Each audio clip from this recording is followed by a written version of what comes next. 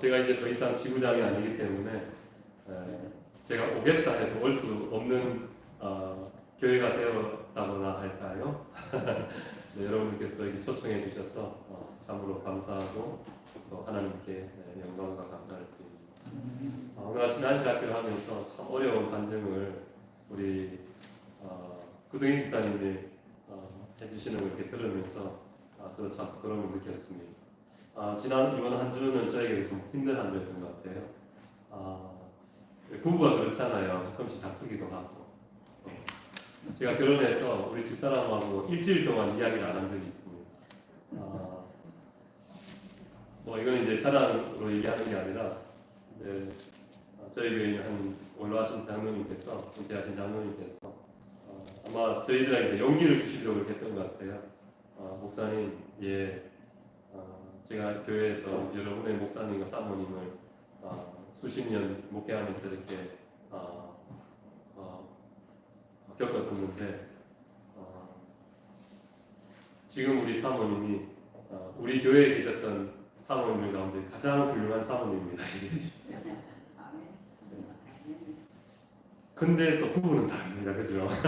부부는 또 달라요. 그래서 그렇지만 제가 참 감사한 건 그래, 우리의 사명이 또 그런 것이고, 또 우리 집사람이 저의 아내이고 아이들의 엄마지만은 하나님의 나라를 위한 나의 이 하나님 나라를 위한 나의 정치적인 동지, 끝까지 나와 함께 한 길을 가야 될 내 동지, 이런 생각을 가지고 있지만 또 아내로서 때로는 우리가 안 맞는 것도 그런 게 있습니다. 그래서 결혼 초기에 한 일주일 정도 우리 집사람이 큰 실수를 하나 했습니다. 저도 물론 매일 실수를 합니다. 집사람에게.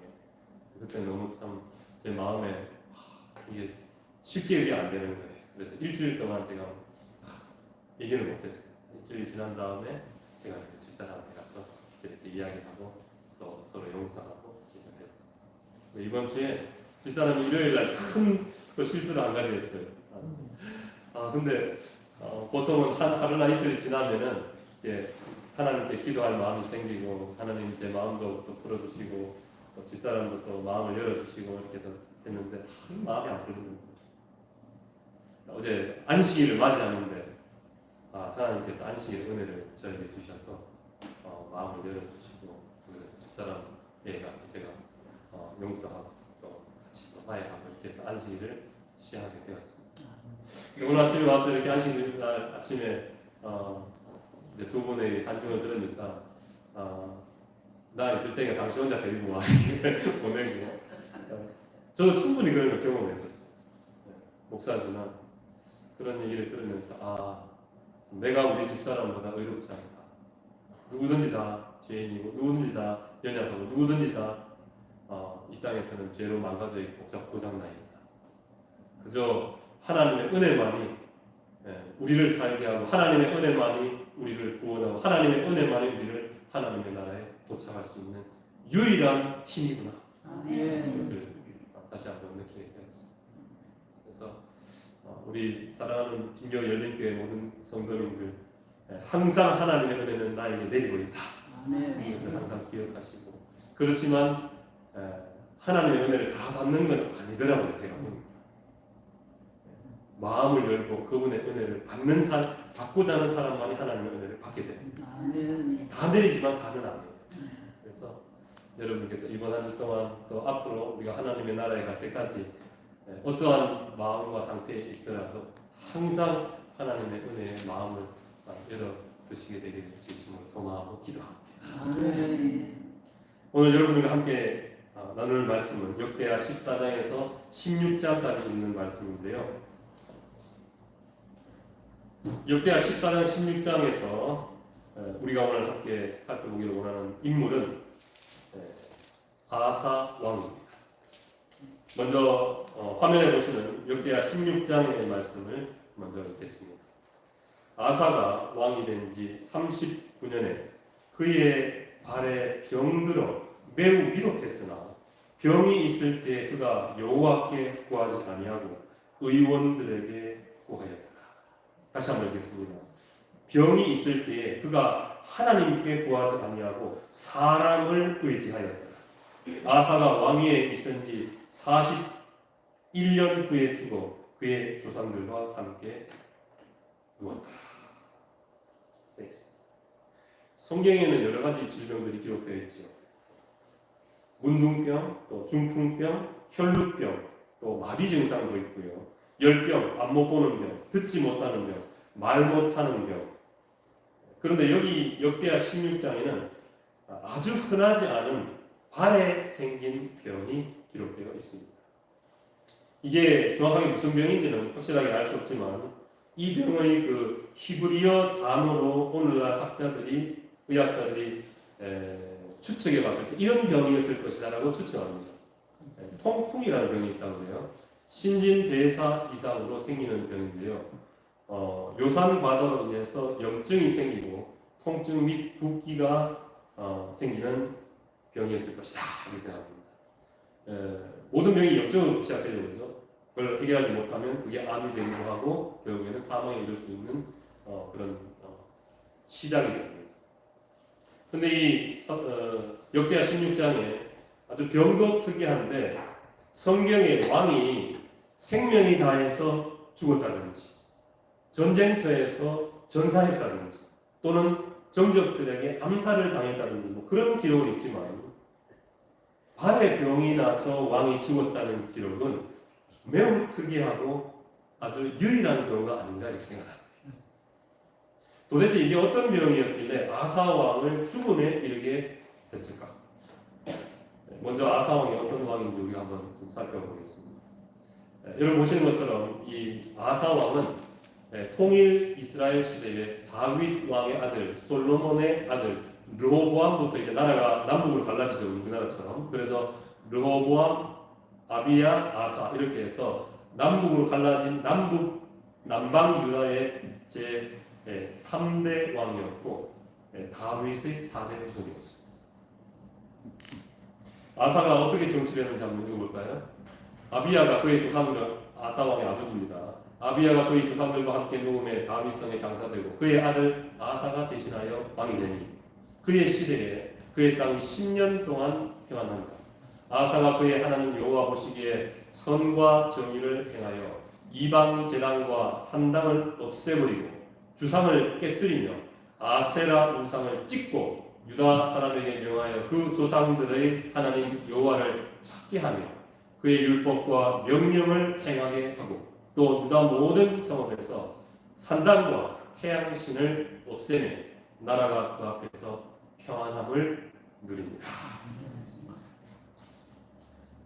아사왕은 어떤 왕이었습니까? 한마디로 아주 훌륭한 왕이었습니다. 정말 훌륭한 왕이었습니다. 정치적으로도 국가를 잘 통치했고 영적으로 신앙적으로도 정말 믿음이 훌륭한 그런 왕이었습니다. 여호와 하나님께 대한 깊은 신앙심과 신실한 믿음을 가진 왕이었죠. 아사가 왕이 되었을 때에 그의 아버지와 그의 할아버지가 하지 못했던 큰 개혁 두 가지를 합니다. 그게 뭐냐면 방금 읽은 것처럼 졸미에 보면 첫 번째는 우상 숭배의 모든 제단과 산당과 우상을 다 없애버렸습니다. 선한 폭력이라고 합니다. 폭력이죠, 그죠? 아주 하나님을 위한 선한 폭력을 행사해서 모든 우상 제단 산당 우상을 다 없애버렸습니다. 다 파괴해버렸어요.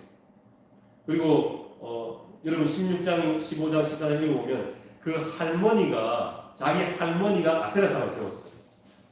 그 상을 찍어버린 다음에 할머니를 왕위에서 폐위시켜버려요. 죽은 할머니를 쉽게 말하면 죽은 할머니를 우리식으로 이해하면 무덤을 다 파헤쳐가지고 황후의 자리를 폐위시켜버려요. 아주 철저하게 그렇게 했어요. 하나님께 완전히 충성하고 철저하게 엄청난 개혁을 아사 왕이 신앙적 개혁을 했죠. 두 번째로 하나님의 말씀과 율법을 선포하고 가르치도록 했고 백성들이 하나님의 말씀을 순종하고 지키도록 만들었습니다. 그냥 듣기만 하게 하는 것이 아니라 보기만 하게 하는 것이 아니라 실행하고 순종하고 지키도록 만들었습니다. 이렇게 하니까 어떤 일이 일어나는가? 역대하 14장 6절에 이렇게 기록합니다. 여호와께서 아사에게 평안을 주셨으므로 그 땅이 평안하여 여러 해 싸움이 없은지라 그가 견고한 성읍들을 유다에 건축하니라.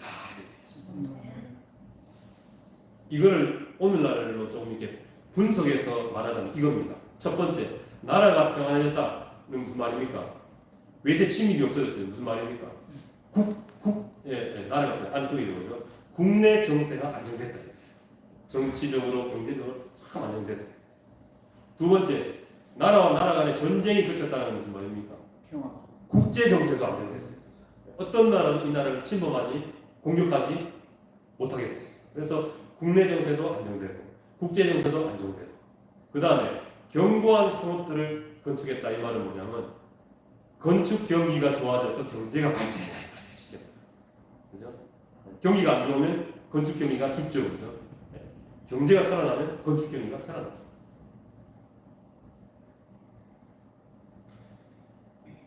하나님께서 이와 같이 아사 왕과 그의 나라를 축복하셨어요. 역대하 15장 19절에 이런 말씀이 기록되어 있습니다. 이때부터 아사 왕 제 35년까지 다시는 전쟁이 없으리라. 나라가 태평성대를 누리면서 발전하고 번영했습니다. 근데 여기 보면은요, 저는 이제 성경에 지난번에 한번 제가 왔을 때도 그때 한번 말씀드렸어요.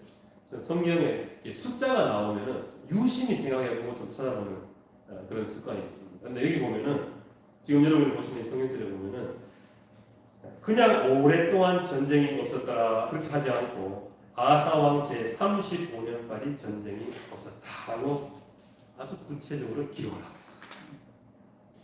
이 구체적인 연도를 기록하게 한 하나님의 의도가 무엇일까 생각해봤습니다. 한번 알아보겠습니다. 자, 남방 유다가 이제 남북을 갈라지고 난 다음에 남방 유다에 총 몇 명의 왕들이 있었냐면 20명의 왕들이 있었습니다. 그 다음에 이 20명의 왕들이 386년간 통치했습니다. 그러면 한 명의 왕의 평균 통치기간, 한 왕의 평균 통치기간이 몇 년이냐면 19년이래요. 19년. 평균적으로 19년을 통치했습니다.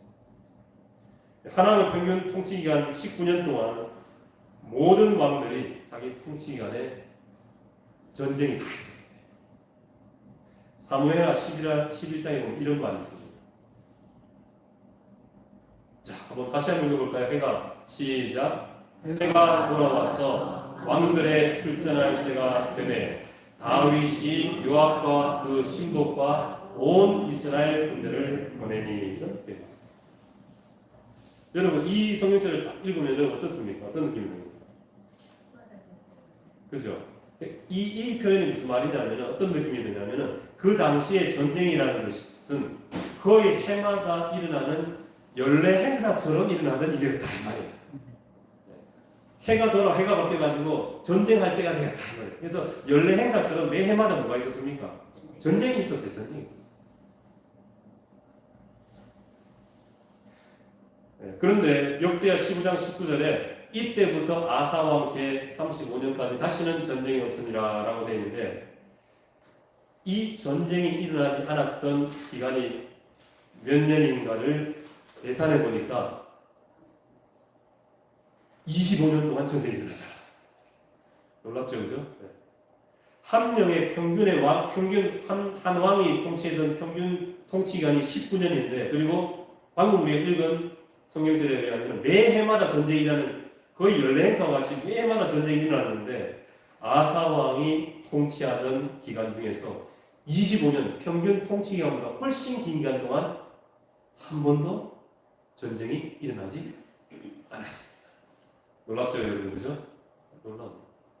이거는 사람이 한 일이 100% 아닙니다. 이거는 사람이 잘해서 된 일이 절대로 아닙니다. 하나님께서 전쟁을 막아주신 것이에요. 확신합니다. 그렇지 않고서는 이런 역사가 전쟁 시대의 역사에 일어날 수가 없는 것이죠. 철저하게 자신을 하나님께 헌신하고 충성한 이 아사왕에게 전능하신 하나님께서 실제로 25년 동안 단 한 번의 전쟁도 일어나지 않도록 이 나라에 평화를 주시고 그 어떤 나라도 남방 유다를 침공하지 못하도록 막아주시고 보호해 주셨습니다.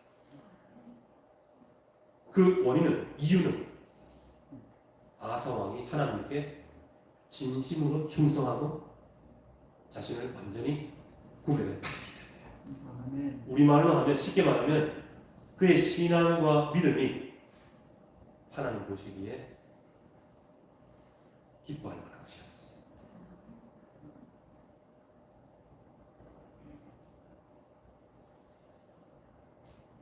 제가 처음에 교회 왔을 때 이제 뭐 새해가 된다든지 또 어떤 기회가 되면 그렇게 말하잖아요. 하나님께서 축복해 주시기 바랍니다 이렇게 하기도 하고 또 아픈 사람 만나면 하나님께서 지혜의 은혜를 내리셔서 빨리 낫기를 바랍니다. 저는 처음에 솔직히 말씀드리면 덕담이라고 생각했습니다. 진짜 그런 일이 일어나진 않는다. 듣기에 좋으라고 들으면 좋잖아요 여러분, 그죠? 그런 일이 진짜 일어나진 않지만은 그래도 뭐 교회 다니고 좋은 말이니까 또 하나님 믿는 사람들이 만났으니까 덕담이라고 생각했어요. 그렇지 않습니다. 하나님의 은혜는 확실하게 내리고 있습니다. 아멘. 그리고 믿으면 반드시 믿음대로 이루어지게 되어 있습니다. 아멘. 제가 그것이 덕담이 아니라는 걸 깨닫게 되었을 때 하나님께서 저를 목사로 부르셨습니다. 제가 그때 경북대학교 2학년 다니고 있었습니다. 제 마음에 진짜 신앙심이 생겨났어요. 그리고 내 자신을 하나님께 바치고 싶다라는 감동을 주셨어요. 그래서 오늘 이 자리에 여러분과 함께 이렇게 예배드립니다. 하나님께서 하신 말씀은 절대로 덕담이 아닙니다. 귀에 좋으라고 하는 말이 절대로 아니에요. 하나님께 완전히 충성하고 헌신한 이 아사 왕을 하나님께서 그 약속하신 대로 그에게 축복과 은혜와 능력을 내려주셨어요. 그 말씀을 읽어볼까요? 레위기 있는 말씀. 너희가 내 규례와 계명을 진심으로 믿고 준행하면 내가 그 땅에 평화를 줄 것인지 너희가 누울 때에 너희를 두렵게 할 자가 없을 것이며 내가 사나운 짐승을 그 땅에서 제할 것이요 칼이 너희의 땅에 두루 행하지 아니할 것이며 너희의 원수들을 쫓으리니 너희가 너희의 땅에 안전하게 거주하리라. 이 약속을 25년 동안 매해마다 전쟁이 일어났던 한 왕의 평균 통치기간이 19년이었는데 그것보다 훨씬 긴 기간인 25년 동안 하나님께서 이루어주셨습니다. 확실한 하나님의 능력. 아사 왕처럼 하나님을 진실되게 믿고 하나님께 진심으로 충성하며 순종하고 섬기는 모든 사람들에게 하나님께서 이와 같이 해 주실 것을 저는 확실히 믿습니다. 아멘. 우리가 그렇게 하지 못하고 있는 것이지, 우리가 약한 것이지, 우리가 고장나고 망가져 있기 때문이지. 하나님의 약속의 말씀은 절대로 틀리거나 지불지 않습니다. 진실되게 하나님을 믿고 참된 신앙 가치관으로 자기 사업, 국가를 지도하며 하나님께 온전히 자신을 바치고 헌신한 아사 왕에게 하나님은 당신의 약속의 말씀을 그대로 실행시켜 주셔서 해마다 전쟁이 일어나던 전쟁의 시대에 무려 25년 동안이나 한 번도 전쟁이 일어나지 않도록 막아주셨어요. 기적 중에 기적이죠. 그래서 우리는 이 성경 본문에서 중요한 영적인 원리를 발견합니다. 나의 믿음과 내 신앙의 상태, 그리고 하나님의 능력과 은혜와 축복의 이 상관관계, 이 나의 믿음과 신앙의 상태는 다른 사람들이 나를 평가해 주는 것이 아닙니다. 내 겉으로 보여지는 모습이 아닙니다. 저와 여러분이 하나님 앞에 벗은 섰을 때 내 진짜 믿음과 신앙의 상태를 말하는 것입니다. 그것과 하나님의 능력과 은혜와 축복의 상황을 말하는 것입니다.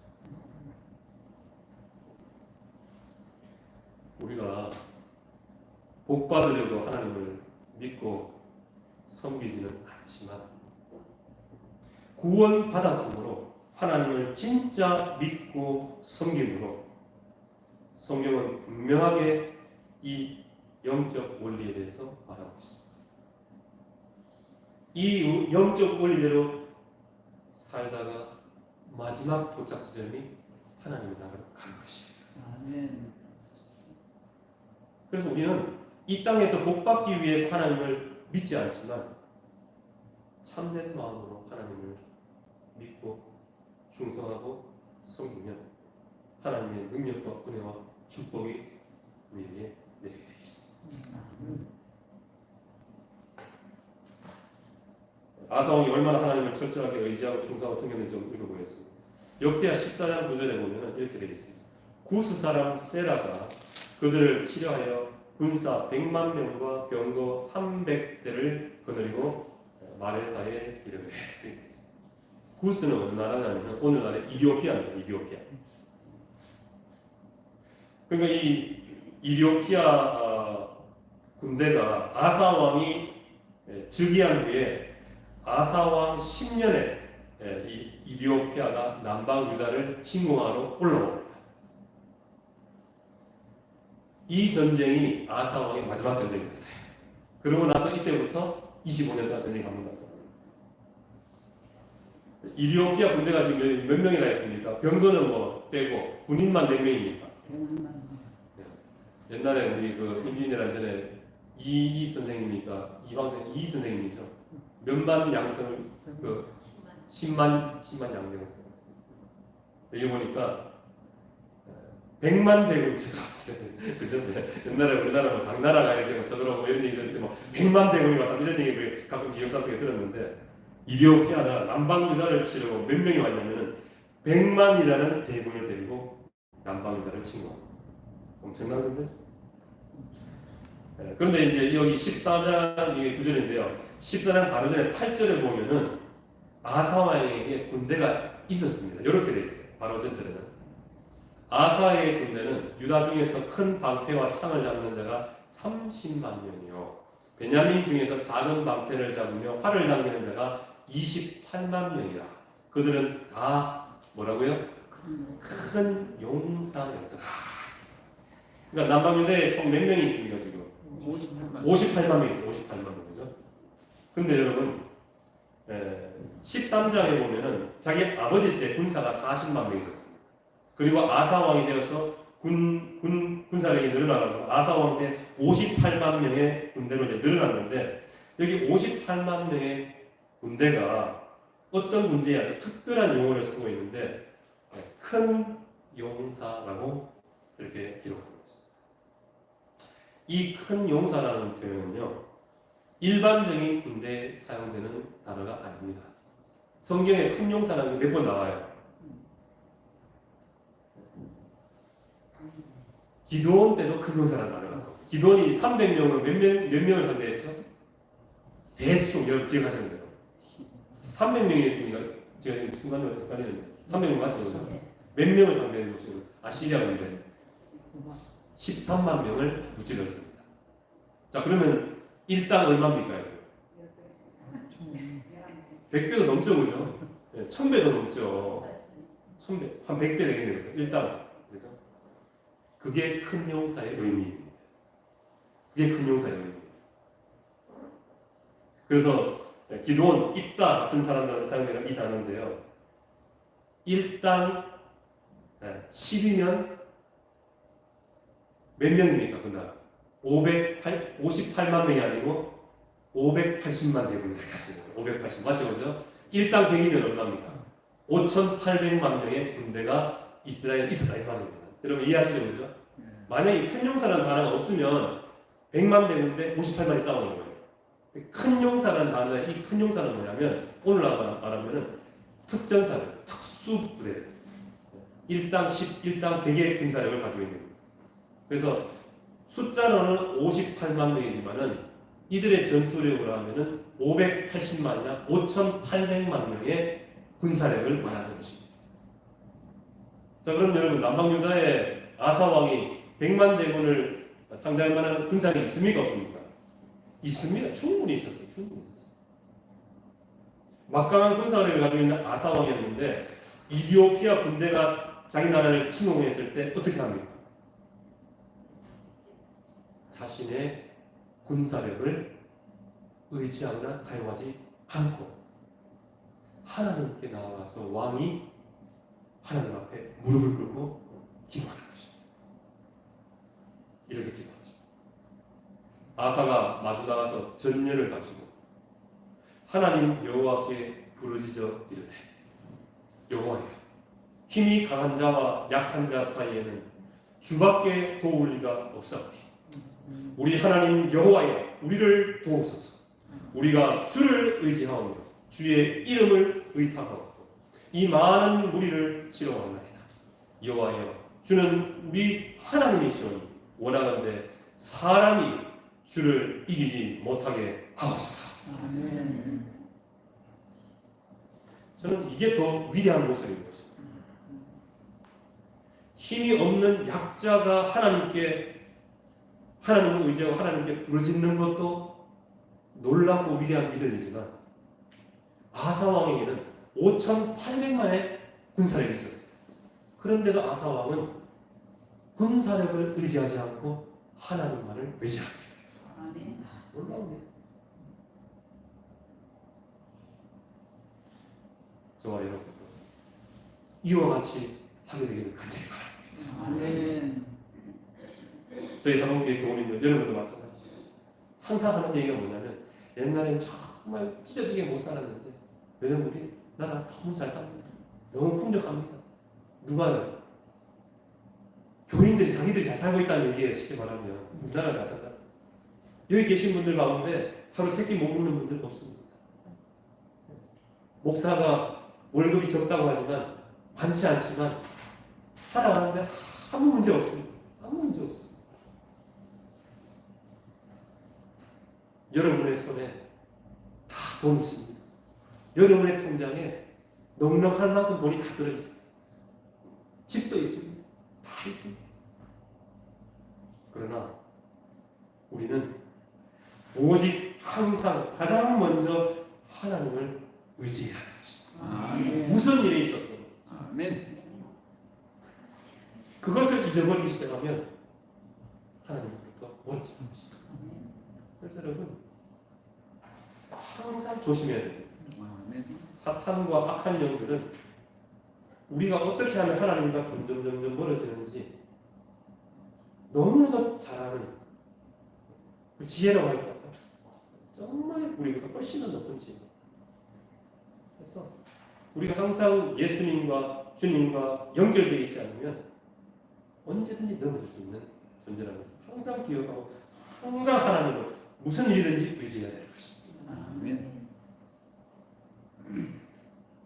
사무엘상 17장 말씀. 온 땅으로 이스라엘에 하나님이 계신 줄 알게 하겠고 또 여호와의 구원하심이 칼과 창에 있지 아니함을 이 무리에게 알게 하리라. 아멘. 전쟁은 여호와께 속한 것인즉 그가 너희를 우리 손에 넘기시리라. 여기 여러분 전쟁이라고 되어 있지만은 인생인 것입니다. 저와 여러분의 인생은 하나님께 속해 있는 것이고 하나님께 맡겨져 있는 것입니다. 하나님께 아사왕은 58만 명, 5,800만 명의 큰 용사들이 있었지만 군사력을 의지 않고 하나님께 기도합니다. 오직 하나님을 의지합니다. 우리도 이와 같이 항상 하나님을 의지하시게 되기를 간절히 바랍니다. 아멘. 그런데 슬프게도 그 25년간의 평화의 시대가 끝나고 마침내 다시 전쟁이 시작돼요. 전쟁이 시작돼요. 역대하 16장 아사 왕 제 35년까지 전쟁이 없었는데 제 36년 그 다음에 죠 36년에 이스라엘 왕 바하사가 유다를 치러 올라와서 라마를 건축하여 사람을 유다 왕 아사에게 왕래하지 못하게 하려 한자 이렇게 하면서 전쟁이 시작됩니다. 참 형제가 항상 많이 그죠? 피를 나눈 형제잖아요. 북방 이스라엘이죠. 북방 이스라엘이 남방 유다를 치고 이제 여기를 보시면요. 아사 왕이 즉위하고 난 다음에 아사 왕 즉위 10년 동안 전쟁이 없었습니다. 그때 10년 때 이디오피아와의 전쟁이 일어납니다. 그때 하나님의 능력으로 승리합니다. 그런 다음에 25년 동안 전쟁이 없다가 36년에 북방 이스라엘과의 전쟁이 다시 시작합니다. 여러분 왜 전쟁이 다시 시작되었을까요? 그 반대 원리도 똑같습니다. 축복을 받는 원리와 축복이 우리에게 떠나가는 원리는 항상 똑같습니다. 아사 왕이 25년 동안 또 길게는 즉위하면서부터 35년 동안 하나님을 항상 의지했던 이 아사 왕이 하나님을 떠나기 시작했어요. 근데 성경은요, 아사 왕이 왜 하나님을 떠나기 시작했는지에 대해서 가르쳐주지 않습니다. 그 말은 무엇이든지 나로 하여금 하나님을 떠나게 할 수 있는 허리가 될 수 있다는 뜻이에요. 돈이 되는지, 명예가 되는지, 무엇이든지 간에 사탄은 우리를 그 이용해서 하나님과의 그 관계를 내고 떠나갑니다.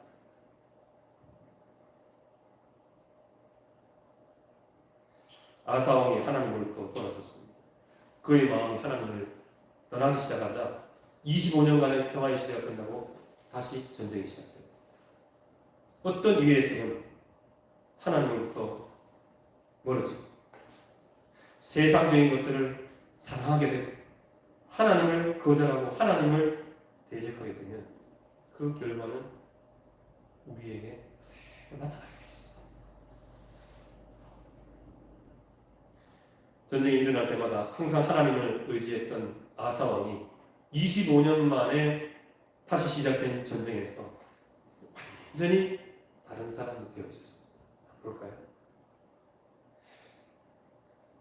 아사가 전쟁이 이제 북방 이스라엘에 쳐들어오니까 아사가 이렇게 했습니다. 여호와의 전 곡간과 왕궁 곡간에 은금을 메어다가 다메섹에 사는 아람 왕 벤하닷에게 보내며 이르되 내 아버지와 당신의 아버지 사이와 같이 나와 당신 사이에 약조하자. 내가 당신에게 은금을 보내노니 와서 이스라엘 왕 바하사와 세운 약조를 곁들여 그가 나를 떠나게 하라 하매. 그러니까 북방 이스라엘 쳐들어왔을 때 아사가 어떤 방법을 씁니까? 하나님을 의지하지 않고 옆에 있었던 아람 왕한테 도와달라 했죠. 그리고 뭡니까? 은금을 보냅니다. 근데 무슨 은금을 보냅니까? 자기 재산만 보낸 게 아니라 어디 은금을 보냈습니까? 하나님의 성전 안에 있었던 그 보물 창고에서 그걸 꺼내가지고 보냈다. 얼마나 그러니까 오늘날로 말하면 무슨 말일까요? 내가 하나님께 드려야 될 헌금을 가지고 그걸 쓰는 거예요.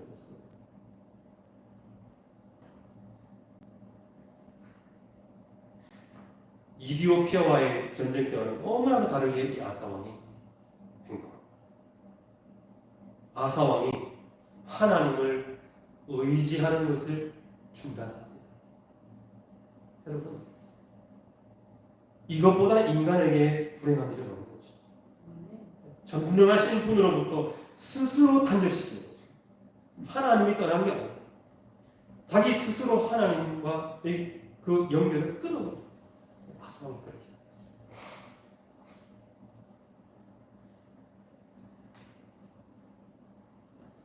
그래서 아사 왕 즉위 36년에 북방 이스라엘 전쟁이 시작됐는데 3년 3년 뒤에 이 아사 왕의 발에 그 병이 생기기 시작합니다. 아사 왕이 영적으로 타락하고 무너지고 있을 바로 그때에 아사 왕의 발에 병이 생기기 시작합니다. 여러분, 이 병이 왜 생겼을까요? 여러 가지 관점이 있겠지만 우리가 알아야 될 가장 중요한 관점은 이 병은 아사 왕을 심판하고 벌하기 위한 병이 아니었습니다. 이 병은 아사 왕을 살려내기 위해서 하나님께서 보내신 마지막 신호였습니다. 마지막 신호였습니다. 하나님을 떠났고 3년 동안 계속해서 하나님을 의지하는 것을 거절한 아사 왕을 살리기 위한 죽을 병이었습니다. 아사 왕을 사랑하시고 걱정하시고 애원하시고 그와 그의 나라와 그의 국민들을 구해내기 위해서 보내신 하나님의 마지막 사랑의 신호였습니다.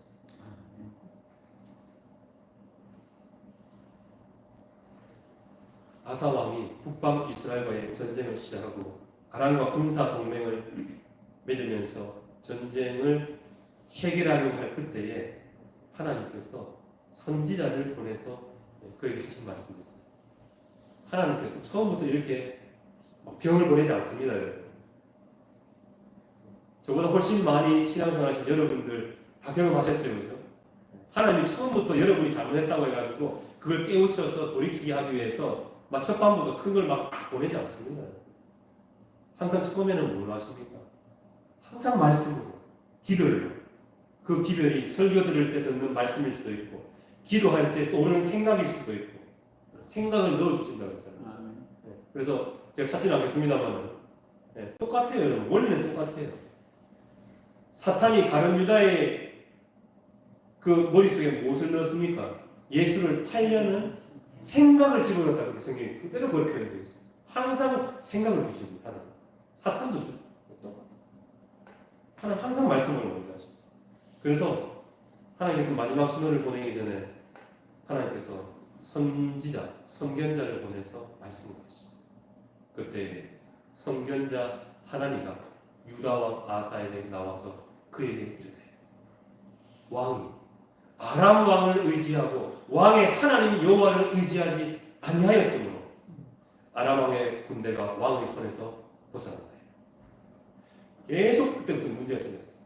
구스 사람의 군대가 크지 아니하며 말과 병거가 심히 많지 아니하더이다. 그러나 왕이 그때는 여호와를 의지하였으므로 여호와께서 왕의 손에 넘기셨나이다.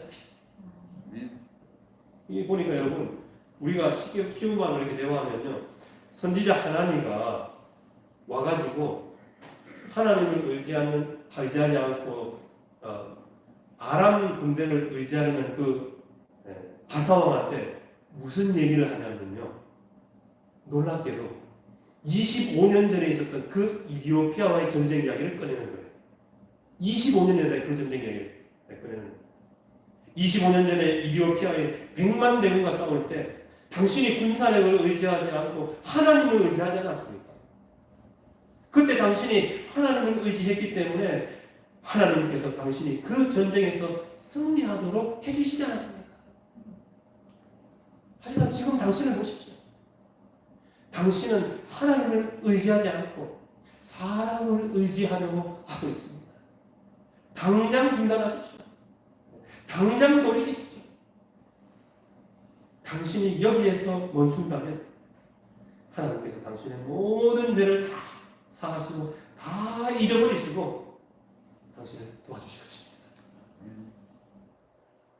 그런데 아사왕은 이 선지자를 통해서 주어진 하나님의 보내신 기별을 거절해요.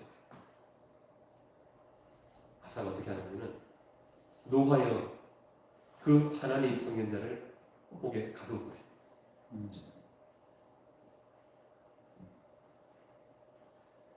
조금 제가 속된 말을 했으면요, 미친 겁니다. 미친 겁니다. 사람이 제정신으로서는 그리스도인으로서는 하나님을 믿는 사람으로서는 해서는 안 되는 할 수 없는 지금 완전히 정신이 나갔거든요.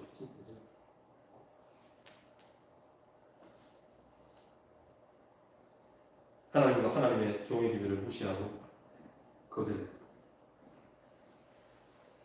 그리고 몇 년 뒤에 발에 병이 생겼습니까? 3년 뒤에 발에 생겼어요. 그러니까 하나님께서 하나님의 기별을 거절하는 사람을 더 얼마 동안 더 기다려 주신 겁니까? 3년 더 기다려 주신 거예요. 그의 양심에 계속 성령께서 역사하시면서 감동하시면서 마음을 낮추도록 겸손하고 겸비하게 되도록 계속해서 호소하고 감동하는 3년을 기다리셨어요.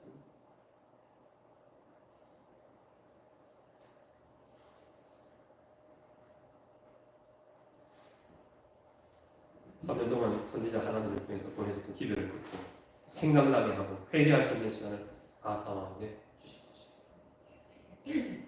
그러나 아사왕은 끝까지 거부합니다. 아마 3년 동안 자주 선지자 하나님의 기별이 밤에 자려고 누울 때, 또 꿈에, 또 아침에 일어나면 불현듯 생각하세요. 여러분도 그런 경험 있으시죠? 아침에 일어나면은 여러분 또 안 좋았던 일이나 뭐 이렇게 좀 또 여러분의 인생에 좀 큰 일들이 갑자기 생각날 때가 있잖아요. 그래서 분명히 있어요. 끝까지 하나님의 자비의 호소를 거절합니다. 그리고 발의 병이 마지막 시험이었습니다. 여러분 이제 이거는 성경에 근거한 또 오늘 말씀에 근거한 제가 목회하면서 경험한 이야기입니다. 오늘날에는 욥처럼 너무 의로워서 사탄의 시기를 타서 고난받는 사람은 거의 없는 것 같아요. 여러분. 제 말씀 이해하시죠? 여러분? 대부분 우리가 잘못하고 우리가 죄가 많고 그래서 하나님께서 우리를 돌이키시고 회개케 하시기 위해서 허락하시는 고난이 대부분이에요. 근데 여러분 하나님께서 신호를 보내십니다. 때로는 발목을 삐게 하기도 하고 때로는 어디가 아프기도 하고 때로는 심지어 암에 걸리기도 하고 그렇게 하나님께서 신호를 보내시는데 그래도 하나님 앞에 회개하지 않고 자기의 고집을 하는 사람은 많이 봤습니다.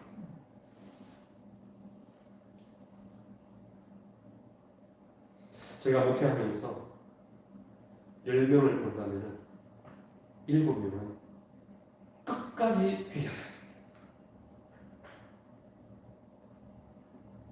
근데 저는요, 제가 숫자 얘기했잖아요. 그래서 숫자를 굉장히 좀 주시합니다. 저는 여기 나오는 숫자를 유심히 제 자신에게 갖다 적용합니다. 계속해서 도전하면 최소한 3년 안에 또 한 번 옵니다. 항상 그렇게 생각해요. 우리 교회에도 그런 분들 계십니다. 제가 직접적으로 누구나 그렇게 얘기 못해요. 그러나 이렇게 보면은 한번 오신 분들, 네, 하나님께서 이래서 보내셨구나 하는 제 나름대로 했던 그리고 담임 목사는 느낌이 있을 거 아닙니까, 그죠? 근데 안 하세요. 2년, 3년 안에 또 크게 한 번 오신 분들이 저희 교회에 세고 있습니다. 그래도 아파합니다. 저와 여러분의 체면은 아무 상관없습니다. 아무 상관없습니다. 하나님께서 여러분들에게 어떤 일이 일어나도록 허락하셨다면 그것이 왜 일어나는지를 깊이 겸손한 마음으로 생각해 봐야 돼요. 반드시 하나님 말씀에 순종해야 돼요. 그렇지 않으면 더 세게 3년 안에 또 옵니다. 확실합니다. 제가 20년 목회하면서 관찰한 그리고 제 자신의 인생에서도 관찰하거든 확실한 진리. 하나님께서 마지막 신호를 주셨어요. 근데 놀랍게도 하나님께서 마지막 신호를 주셨는데 놀랍게도 몇 년을 더 주십니까? 2년을 더 주셨어요. 발에 병이 나고 난 다음에 바로 죽지 않고 2년 동안 투병합니다. 2년 동안. 2년 동안 더 기다려주세요. 볼까요? 아사가 왕이 된 지 39년에 그의 발이 병들어 매우 위독했으나 병이 있을 때 그가 여호와께 구하지 않으려 의원들에게 구하였다. 아사가 왕이 되신 지 41년 뒤에 39년에 병이 났는데 2년을 또 기다려주십니다. 41년 동안 2년 동안 또 기다려주십니다. 근데 41년 2년 뒤에도 아사가 회개하지 않았습니다. 결국 아사가 죽습니다. 마지막 2년 동안 하나님께서 그렇게 그에게 계속해서 시간을 보냈지만 아사는 끝까지 자기 생각을 버리지 않습니다. 그리고 하나님의 뜻을 거절합니다. 하나님의 사랑받는 성도입니다. 하나님은 여러 가지 방법으로 저와 여러분들에게 기도를 보내시고 신호를 보내신다고 저는 믿습니다. 이 길이 생명의 길이다. 그 길은 좋아 보이지만 그 길은 죽음의 길이다. 우리가 잘못된 길을 가면 신호를 보내십니다. 그 길은 가면 안 돼. 그걸 탐내면 안 돼. 그걸 잡지 마. 그거 도썩 잡으면 큰일 나. 끊임없이 우리에게 신호를 보내십니다. 그러나 만약 우리가 하나님의 보내시는 기별과 신호를 무시하고 거부하면 하나님의 능력과 은혜와 보호하심이 마침내 거두어지고 우리에게서 떠나가고 우리는 진짜 혼자가 됩니다. 성도 여러분, 우리 하나님께서 보내시는 기별과 신호를 우리가 거절하지 않도록 합시다. 여러분 각자에게, 여러분 자신에게, 저에게 적용되는 저와 여러분들을 위한 기별과 신호를 하나님께서 끊임없이 보내십니다. 그 기별, 그 신호가 어떤 것이든지 간에 거절하지 않게 되기를 간절히 바랍니다. 올 한 해를 우리가 마치면서 혹 거절한 것이 있었다면 다시 한번 곱씹고 회개하면서 내년에는 할 수만 있다면 하나님 보내시는 모든 기별에 순종하고, 그러나 만약 현실적으로 그러지 못하는 연약함이 있다면 가능한 적게 거절하고 마침내 하나님의 말씀 항상 순종하게 되는 저와 여러분들에게 간절히 바랍니다. 제가 이제 마지막 한 가지 이야기만 해드리고 마치겠습니다. 이 비행기가 무슨 비행기냐면 1966년, 꽤 오래됐죠.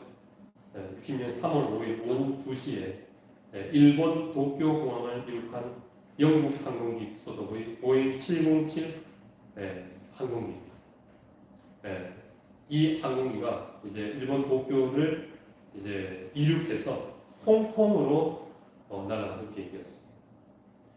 일본의 유명한 산이 멋진 산이 하나 있죠. 여러분 혹시 아시나요? 네, 후지산이라는 산이 굉장히 아름다운 산입니다. 그리고 멋진 산이죠. 이 비행기가 미국 샌프란시스코에서 이륙해서 도쿄를 경유해서 최종 목적지인 홍콩으로 가던 영국 비행기였습니다. 이 비행기에는 승객과 승무원을 포함해서 124명이 탑승하고 있었습니다. 이날 이 비행기가 도쿄 공항에서 이륙할 당시에 도쿄는 멀리 후지산이 보일 정도로 아주 맑은 날씨였고 기상 상태도 아주 좋은 날이었습니다. 성공적으로 이륙한 이 비행기는 이제 후지산 근처를 지나가게 되었습니다. 유명한 후지산이 이제 승객들의 시야에 들어왔고 승객들은 비행기 안에서 탄성을 질렀습니다. 비행기는 후지산으로부터 1km 떨어진 간격을 유지하고 있었기 때문에 후지산과 충돌할 위험이 전혀 없었습니다.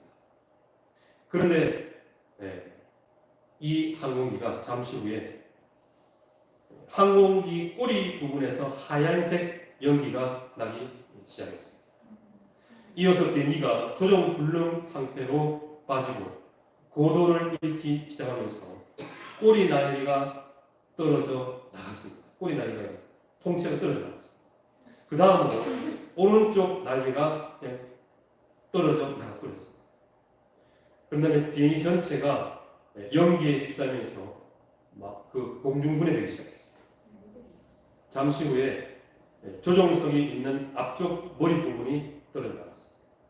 그리고 이제 승객들이 타고 있었던 그 동체만 남은 그 기체가 시계 방향으로 돌면서 낙하했는데 낙하한 속도가 얼마냐면 250km 낙하했어요.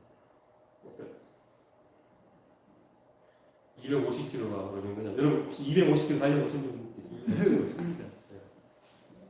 제가 아주 젊었을 때 저도 미쳐가지고요 180까지 안 달려본 적이 있었어요. 180. 250이면 여러분 혹시 그 F1 압니까? F1이라는 그 스포츠 자동차 경기 압니까? F1 하는 그 사람들이 최고속 350으로 달리고 보통 200km 이상 달려요. 근데 이 사람들이 달리는 장기들이 이렇게 코너들 장기들이 이쪽으로 쑥 쏠린다. 그래서 항상 이런 방향으로 도는 그 서킷이기 때문에 F1 선수들 장기가 그 자리에 있지 않고 원래 자리에서 이만큼 항상 이렇게 돼 있어요.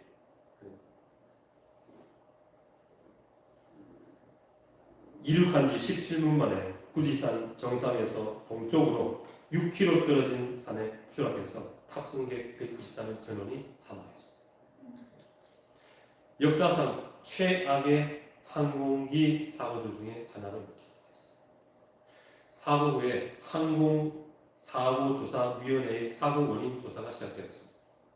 기체의 결함이나 폭탄 테러의 징후가 발견되지 않았습니다. 도대체 왜 이 항공기가 추락했는지 찾아낼 수가 없었어요. 그런데 사고 원인을 조사하던 조사관들이 이 항공기 조종사와 관제탑의 통신 내용과 비행기 블랙박스를 열어보면서 드디어 추락 원인을 알아내게 되었습니다. 전원 사망한 보잉 747 항공기의 추락 원인은 조종사가 항공기 컴퓨터가 제공하는 항로를 따라 비행하는 계기 비행 모드에서 자기가 눈으로 직접 보면서 조정하는 수동이게 말하자면 시계 비행 모드로 바꾼 것이 추락 원인이었습니다. 블랙박스에 의하면 사고 항공기는 항공기가 안내하는 컴퓨터가 안내하는 이 항로가 안전한 항로가 아닌 후지산 정상을 향하는 방향으로 비행했다. 그러니까 컴퓨터가 제공하는 안전한 항로에서 벗어나서 조종사가 직접 눈으로 보면서 운전하는 거예요. 수동. 그래서 항공기는 컴퓨터가 제공하는 항로를 따라 비행하는 계기 비행 모드를 해제하고 조종사가 직접 눈으로 보면서 비행하는 시계 비행 모드로 후지산 정상 쪽으로 달아갔다. 왜냐하면은 그 탑승객들에게 후지산을 조금 더 잘 보여주려고 이렇게 그렇게 했습니다. 그런데 이 기장이 한 가지 모르고 있었던 사실이 있었습니다. 이게 뭐였냐면 후지산 주위에서 위에서 아래로 강하게 불고 있었던 활강바람이라는 게 있다. 남기류 이런 게 있다. 사람. 이 바람이 후지산이 엄청 클 거 아닙니까? 그래서 그 주변에 몇 킬로까지 이렇게 위에서 밑으로 확 분대. 근데 이 기장이 그걸 몰랐던 거예요. 후지산 가까이로 가니까 이 강한 바람에 항공기가 빨려 들어갔어요. 이 항공기가 이 강한 바람을 이겨낼 수 없었고 그 바람에 답해서 후지산 쪽으로 끌려가면서 계속 벗어나려고 말하자면 그러니까 엔진 과열로 연기가 나고 불이 붙었어요. 그리고 마침내 기체가 공중분해되면서 추락했어요. 바람이 얼마나 가면 그죠? 얼마나 가면 후지산에 또 6km 먼 곳까지 날려버렸어요. 관제탑과 교신하면서 컴퓨터가 제공하는 안전한 항로를 따라 비행하는 계기 비행 모드를 해제하고 조종사가 자기 눈으로 직접 보면서 비행하는 시계 비행 모드로 들어간 것이 이 항공기의 추락 원인이었습니다. 성도 여러분, 우리의 인생의 처음부터 끝까지를 다 알고 계십니다. 완전한 지혜를 가지고 계신 전능하신 하나님께서 우리가 하늘에 도착할 때까지 닥치게 되는 여러 가지 위험과 고난과 어려움을 피하고 극복하고 하늘까지 안전하게 반드시 도착할 수 있는 여러분들을 위한 완전한 항로를 가지고 계십니다. 그리고 그 항로를 우리의 인생에 다 설정해 놓았습니다. 그리고 그 안전한 항로를 항상 우리에게 여러 가지 방법을 통해서 보여주시고 기별을 보내시고 신호를 보내십니다. 우리가 가는 길을 잘 가고 있으면 녹색 신호를 보여주시고 우리가 잘못된 길을 가면 위험 신호를 보내십니다. 설교를 들을 때, 성경을 읽을 때, 기도할 때, 또 사람들과 이야기할 때, 심지어 휴대폰을 보거나 TV 프로그램을 볼 때 하나님께서 우리에게 신호를 보내십니다. 모든 걸 사용하셔서 우리에게 신호를 보내십니다. 선택은 여러분의 것입니다. 저의 것입니다. 항상 그분의 항로, 그분의 뜻을, 그분의 계획을 따라가시게 되기를 진심으로 소망하고 기도합니다. 아멘. 내 자신의 생각, 나의 아이디어, 내 감정, 내 계획을 내려놓고 하나님께서 보여주시는 그 항로를 따라가시게 되기를 간절히 바랍니다. 그래서 저와 여러분이 우리 하나님의 인도하신 그 항로를 따라 잘 여행해서 마침내 하나님의 나라에 다 도착하게 되기를 진심으로 소망하고 기도하면서 말씀을 마치겠습니다. 아멘.